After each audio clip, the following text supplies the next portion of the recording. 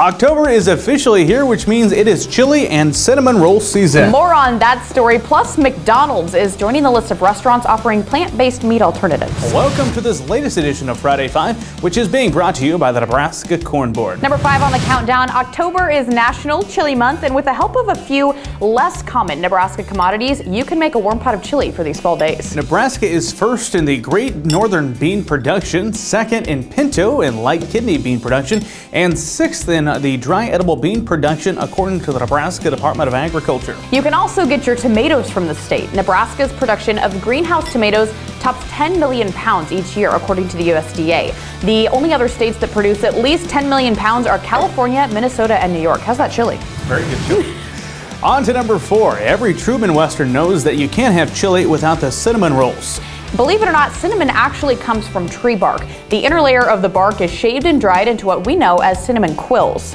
While cinnamon is not necessarily a Nebraska commodity, we do supply the wheat in these cinnamon rolls. According to our calculations, 1 bushel of wheat can make up to 672 cinnamon rolls. Number 3 on the countdown, UNL Dairy Store is unveiling a new ice cream flavor this week. The new flavor is called Sorghum Army's Double Chocolate Chip Cookie Dough Invasion. That is an absolute mouthful, just like the ice cream itself. It combines sorghum cookies with renowned ice creams served at the UNL Dairy Store. The Nebraska Sorghum Board says that because sorghum is gluten-free, low on the glycemic index, and high in fiber and antioxidants, this ice cream can be an excellent choice for those struggling with celiac disease or just looking for a nutritious treat.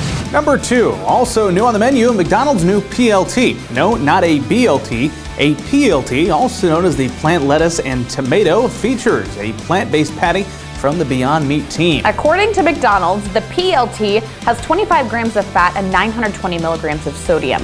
But a regular McDonald's hamburger has only 8 grams of fat and 510 milligrams of sodium. You don't see it on our table. Trying it this week, as the P.L.T. is only available in Western Ontario in 28 locations. That's for a limited amount of time. And number 1 this week, using soybean oil to treat roads. These folks from Bargain Incorporated are applying a soybean oil-based sealant product to asphalt roads, and it's intended to extend the life of the driving surface. Replay is a bio-based product that contains 55% soybean oil. Researchers say it reduces moisture infiltration that causes cracking from freeze-thaw cycles during cold temperatures. Those are almost here. They are. The product was applied in 2 streets in Lincoln this week as a part of a demonstration between the City of Lincoln and the University of Nebraska and Nebraska Soybean Board, among others. That'll do it for this week's edition of Friday 5, which is brought to you by the Nebraska Corn Board. Go make a pot of chili for Husker game day and have a great weekend. Go Big Red.